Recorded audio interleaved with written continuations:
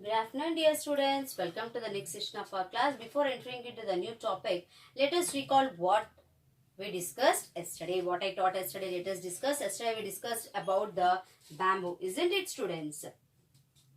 Yesterday we discussed about the bamboo.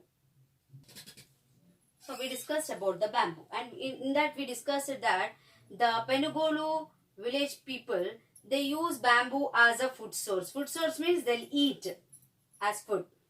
Okay, and even we discussed that not only they use the bamboo. So in that bamboo, tender, when it is very tender. Okay, tender means very soft. When the bamboo is very tender, very soft, and in the textbook given it is called as a karikommulu. It is called as karikommulu. Okay, it's given the textbook. Okay, so this tender bamboo, after removing the layers of the outer layers, the inner part which is very soft, that they will cook and eat. So this tribal people, the Koyas, who will live in the Penugolu village? The Koyas. So this Koyas, not only they use bamboo as the food source, even they will make baskets. Yesterday we discussed, again recalling, they'll make baskets, winnows. Already yesterday you have seen the pics. Once again you can see the winnows. Sorry, first baskets, then winnows and chicken coops. So with the bamboo they'll make this, and these all products, whatever they make with the bamboo, they will sell in the Santa. Santa means weekly market. Santa means what? Weekly market. How we have the weekly markets, Monday market, Tuesday market. In our Ramantapur only, in different colonies, in different days we have the markets. That is called weekly market. So these weekly markets in the villages, they will call it as a Santa. So this weekly market, they call it as a Santa. So whatever the bamboo products they will make, that they will sell in this weekly market, Santa. Okay, students. And even we discussed it that the paper mills also have the right to collect the bamboo from the forest. So this paper mills will collect the bamboo from the forest. So how they will collect? They will employ some agents. The paper mill agents will come to the Penugolu village, and they will employ some of the Koya tribal people to cut and supply the bamboo. So in this way, these Koya people also will get money, because for that cutting and supplying, they will pay money. The agents, the paper mill agents. So agents means who actually the person who will talk. So he will between the tribal people, the workers and the factory. So he is the mediator, the middleman, the mediator. So this mediator called the agent. So directly the paper mill owners cannot come and talk with those villagers, isn't it? So they will send the agents. These agents will come and talk. So these agents, they employed some of the Koyas. And these Koyas, they will cut and they will supply bamboo to the paper mills, and for that work, the agents will pay them money. So these all yesterday we have discussed. Okay, and later on we discussed about the houses and habitation. So houses, what kind of houses are available in Penugolu village? Yes, the houses made of mud, and they use bamboo. So the houses made of bamboo, mud and thatch. The dry grass they will cover. Already see, you can observe the picture also, thatch. So they will their houses will be made of mud, bamboo and thatch.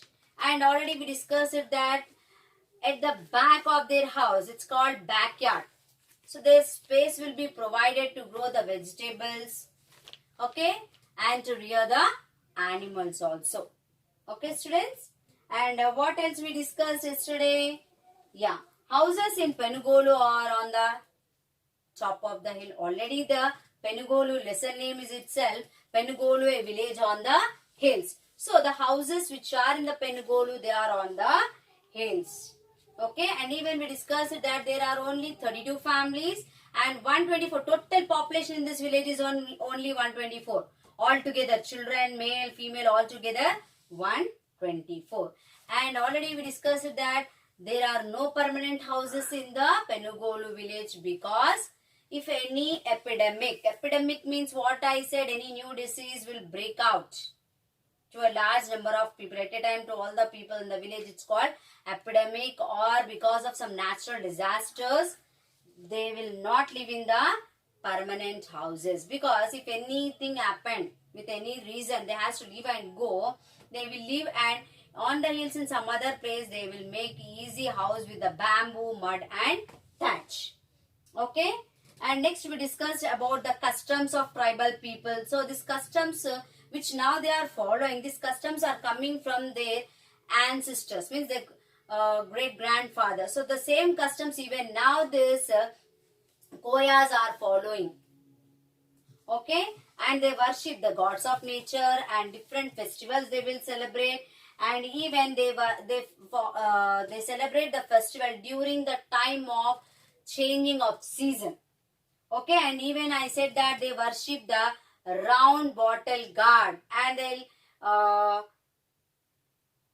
under the tree they'll keep the tadu, means rope, under the tamarind tree. Tamarind means you know very well in our kitchen. Tamarind, which will be sour. So the under the tamarind tree, what they will do?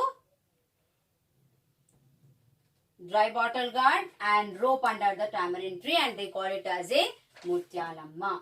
Okay, and they'll celebrate the festival like Ellanam Padam, Bhumi Puja, Kodala Panduga, Peddala Panduga. Okay, and the most important activities are, what are the important works of them? Like sowing the seeds, harvesting means cutting the crop, collection of fruits, etc. So now today our topic is, have you understood up to here? I think so. Again, once again I have repeated also. Once again I have. Today our next topic is, already just now we have recalled the yesterday's lesson. Now today our topic is the future of Koyas. The future of Koyas. So what will be their future? So till now we were discussing about their way of life, isn't it? How they live, what they eat, what they grow, what type of houses they live in, isn't it? These are all we discussed in the lesson, isn't it? So what are the things we have discussed from the beginning? We discussed about the location of Penugolu, and we discussed about the Podu, the shifting agriculture. We discussed about the vegetable garden in the backyard. We discussed about the minor forest of Koya people, drinking water, and we discussed about the bamboo, the use of bamboo in the life of Koyas, and we discussed in what type of houses they live, and we discussed about the customs, which gods they worship, which festivals they celebrate. Now let us see why they have given the topic the future of Koyas. So why they have given, let us see. See, the hill tribes are very few in number. We all know that very few. Already, example, if we take the Penugolu village, here also only total population is 124. Very few people, hill tribes, isn't it? But they have been following a pattern from ancient times. Yes, see, this tribal people, they are following the customs and tradition of their ancient times, isn't it? They are following. See, they are not using any modern type of agriculture, modern type of food, modern type of clothes. They are not wearing, isn't it? So they are following the customs, the pattern of life from their ancient times, isn't it? And they have a right to live their way of life, isn't it? How they are living, they have the right, isn't it? So everyone have right to live. This is one of the rights of the citizen of India, isn't it? Right to live. So even they have the right to live. How they are living from the ancient times, they can follow the same pattern of life and they can live, isn't it? They have the right to the way of life. And even we discussed that what they will do while growing the crops, they will cut the trees and they will allow the logs. Logs means trunk, isn't it? So logs means what? In between the leaves, branches and the roots, what will be there? This is called the logs, isn't it? So these logs, they will allow to dry. After that, they will burn it. So after burning, what they will get? Ash. So they use ash as a fertilizer. It's natural, isn't it? And with their method of agriculture, they are not harm any environment. Are they harming environment? No, they are not harming the environment because they are not using any fertilizers. And what they will do, they are following which pattern of agriculture? They are following the shifting agriculture. For few years, they'll grow the crops in one region. Again, they will leave, and in another part of forest, they'll go and they will clear that patch of the forest, and again they will grow their crops. So in this way, what happens? The soil will recoup the nutrients from the nature. It will take nutrients from the nature because again from many years they'll not use that patch of land. So again trees will grow, isn't it? So the soil will get its original energy again back. So they are not harming the continuously on the same land, on the same piece of land. They are not continuously growing the crops. Are they growing the crops on same piece of land for continuously? No. They are one patch of forest they are clearing, isn't it? And they'll grow crops for a few years. Again they leave that patch of land, again go to the next land area, isn't it? So in this way, what they are doing, they are shifting from here to again next region. So in this way, by that time after this, like this they'll go. By that time they'll come to the first patch of land. Here the trees will grow. And already the soil will get lot of energy. It becomes more fertile. Again this land will be ready to grow the crops, isn't it? So in this way, they are not harming any environment also. Okay. So, and with limited forest available to them. Okay. Now, due to constant felling of trees. Now what happened here? Already we discussed that the paper mill people coming to the Penugolu village and they are cutting down the trees. Isn't it? Continuously they are cutting. Isn't it? So this is a constant threat. So this become threat means what? Afraid. Now they are very afraid because continuously they are cutting down the paper mill. Now, so what happened? This paper mill continuously they are cutting down the bamboo. Now what happened for these Koya people? Now there is very little land to grow crops. Earlier what happened? Old forest under their control, and one patch of land they used to use and leave, again use, leave, again leave. But now they cannot go to these many patch of lands. The paper mill is not allowing them. So only in very few patch of land they are growing crops. So because of this, what happens? The fertility of the soil decreases because very soon they are coming to the land again back. The land area also reduced. The land area is also reduced. Earlier maybe we discussed in the previous that earlier 2 to 2 acres of forest land each family used to get. But now they are getting how much? Only 1 to 1.5 acres of land. With this, their crops also less.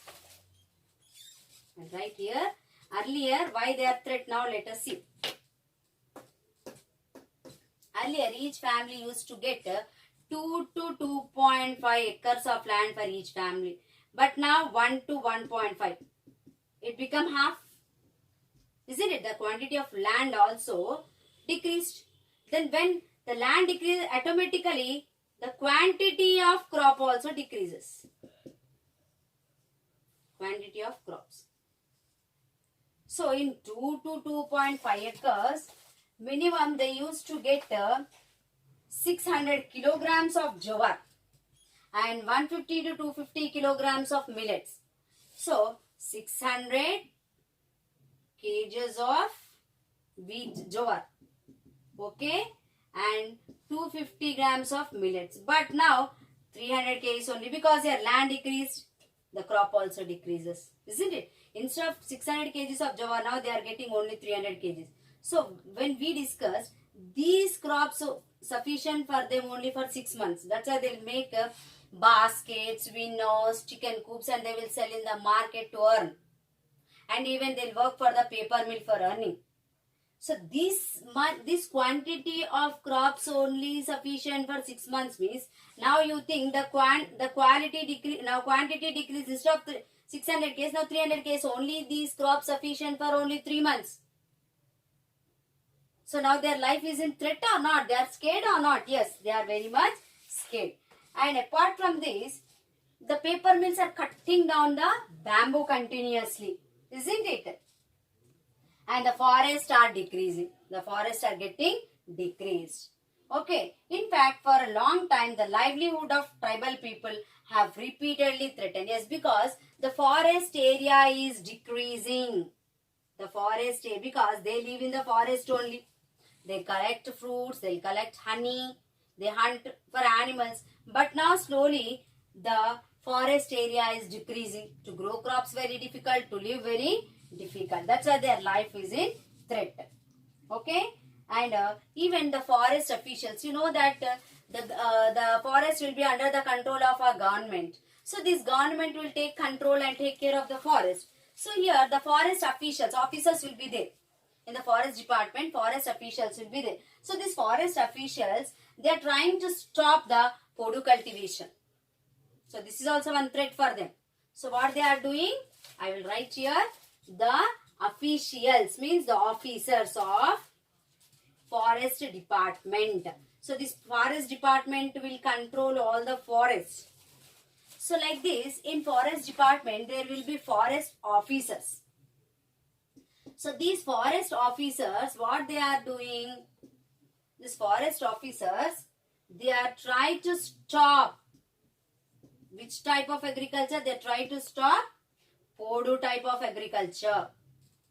Okay. And the tribal people, they are having more knowledge about the fruits of the forest and the forest environment, isn't it? See, they are not allowing them because they are depend upon forest only. The tribal people, they depend upon the forest. Now we are talking about the Koyas. Now these Koyas, those who are living in the Penugolu hills, in the village, they are having more knowledge about the forest fruits and forest environment also. Okay?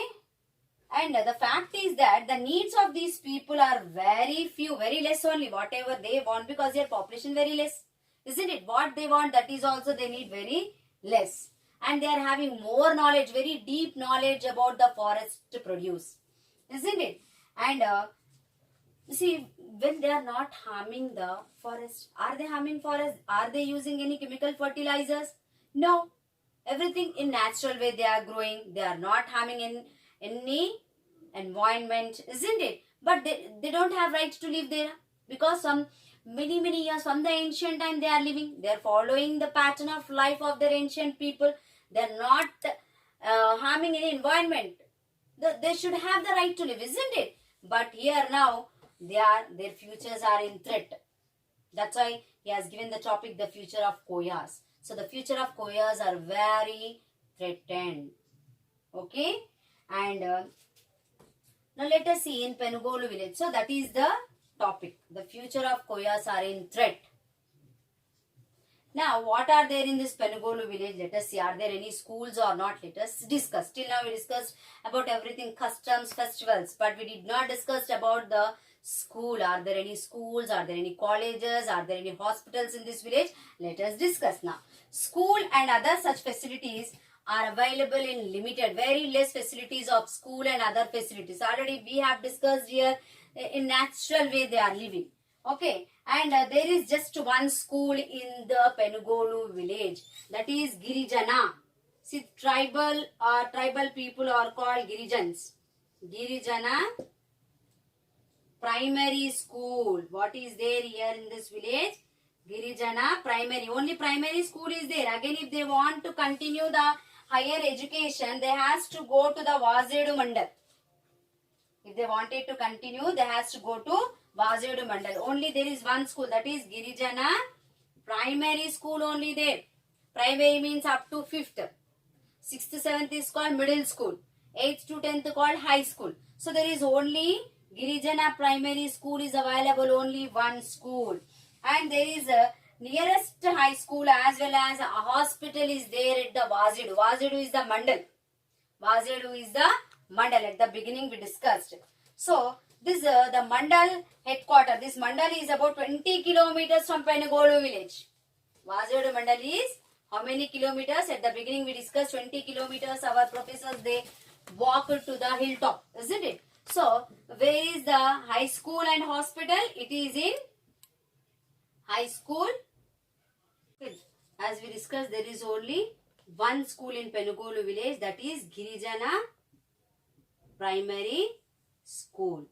And there is a high school which is in high school and hospital. There is high school and hospital. Where it is located? See, only primary school is there. Girijana Primary. Primary means only up to 5th class.